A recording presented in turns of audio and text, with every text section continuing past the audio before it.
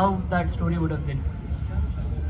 यार हॉस्टल मतलब इंजीनियरिंग से रिलेटेड मैं कुछ आगे फिल्म बनाऊंगा या फिर कोई शो बनाऊंगा ये तो कभी कुछ कोई आइडिया भी नहीं था. And while I always lived in a hostel, but while I was in hostel मैं थोड़ा अलग हॉस्टल वाला था. मैं शॉर्ट फिल्म और फिल्में बनाने में लगा रहता था. बाकी सारे हॉस्टल वाले चिल कर रहे होते थे, रात रात भर बंदियों से बात कर रहे हैं, ऐसे टाइम पास कर रहे हैं, गाने गा रहे हैं, नाच रहे हैं. मैं अलग से एडिटिंग सीख रहा हूँ.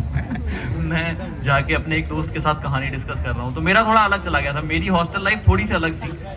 बट जब मैं हॉस्टल डेज का मेरे को प्रोजेक्ट मिला, then I revisited my years. I have a hard drive जिसमें I have photos from the first year to the last year.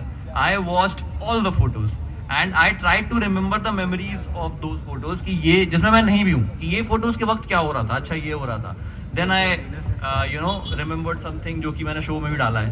तो वहाँ से आया है हॉस्टल वाला कैरेक्टर. बट पहले तो पता नहीं था एकदम भी भाई ये होने वाला है. So अभी हॉस्टल का बात हो ही रहा है तो वन पर्सनल क्वेश्चन, हॉस्टल की लव लाइफ कैसी थी आपकी? यार हॉस्टल नहीं, कॉलेज के पूरे टाइम पे मैं बस 2 ही बंदियों से इंटरेक्ट करता था. एक माँ और दूसरी सिनेमा. बाकी भाई देख वो सब भी थे. मतलब हाँ, आई मिस्ड दोज पार्ट्स. मैं कह सकता हूँ कि हॉस्टल में बहुत सारी चीजें मैंने मिस भी करी. But I was so much into filmmaking, so much into getting something out. And मेरे रूम के 2 रूम छोड़ के एक बंदा रहता था. Like I always take his name, देवंजन माझी. He is a filmmaker as well from Kolkata. उसने एक शॉर्ट फिल्म बनाई थी and he asked me to watch that. And वो मैंने पूरा देखा. उसके एंड में लिख के आया था डायरेक्टेड बाय देवंजन माझी. That inspired me. That last slide कि ये चाहिए भाई, ये पूरा वर्ल्ड तुमने बनाया है. एंड में it has the credit कि ये वर्ल्ड तुमने बनाया है. वो एक्साइट कर गया था.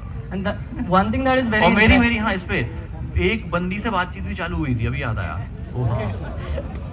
बट फिर भाई अभी ब्रेकअप पता है कैसे हुआ? ब्रेकअप ऐसे हुआ कि मैं उससे झूठ बोलता था कि मैं सोने जा रहा हूँ और मैं एडिटिंग करने चला जाता था. उसको पता चल गया 1 महीने में कि अक्सर क्या होता है कि हम झूठ बोलते हैं हम सोने जा रहे हैं, हम मस्ती कर रहे होते हैं, घूम फिर रहे होते हैं. मेरा उल्टा था कि मैं सोना बोल के काम ही करने जाता था कॉलेज में भी कि कुछ तो एडिट कर रहा हूँ या कोई स्क्रिप्ट लिख रहा हूँ. बट वो पता चल गया एंड फिर ब्रेकअप हो गया.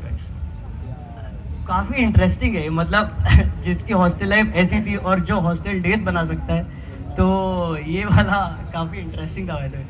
तो अभी एज यू आर एकदम डेडिकेटेड स्टूडेंट मतलब towards film making of course, तो क्योंकि अभी ये तो सबका ही क्या बोलते हैं सेंसिटिव पार्ट है हर इंजीनियरिंग स्टूडेंट का. आपकी CGPA कितनी थी आपको याद है? हाँ क्यों नहीं याद है भाई. मेरी CGPA काफी थी. मैं सारे कंपनीज में जो है एलिजिबल था बैठने के लिए प्लेसमेंट में. सुन लो भाई CGPA मेरी थी 5.8. ये लेट्स गो.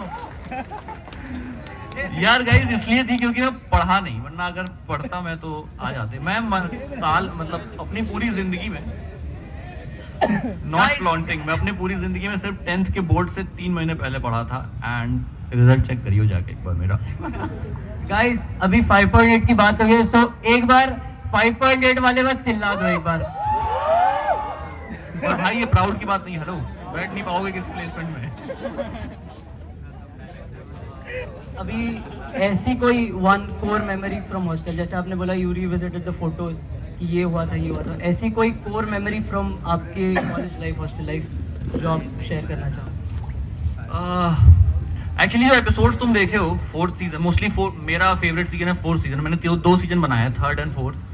3rd में मैं सीधे आ गया था सेट पे. Like I was not prepared at all. And but 4th में I was in the script. मैं डे 1 से बैठा था कहानी पे. तो उसमें बहुत सारी चीजें जो तुमको दिखेगी वो मेरी ही लाइफ की कहानी है.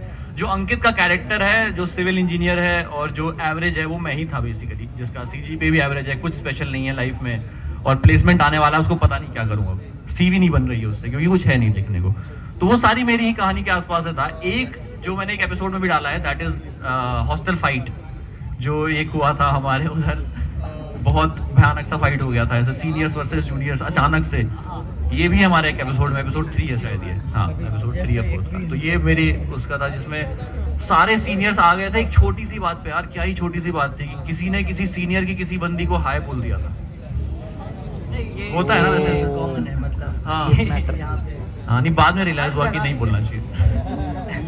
तो अभी एक अब मेरा सवाल तो बिकॉज मैं भी बहुत छोटा मोटा आर्ट चीज़ें कर लेता हूँ, I am artist my self, ऐसा बोलना तो चाहूँगा। तो सो कॉलेज में टेक्निकल कॉलेज हो गया, इंजीनियरिंग हो गया, तो क्रिएटिव स्पेस यहाँ पे जैसे अलग थी। तो how was it in your time?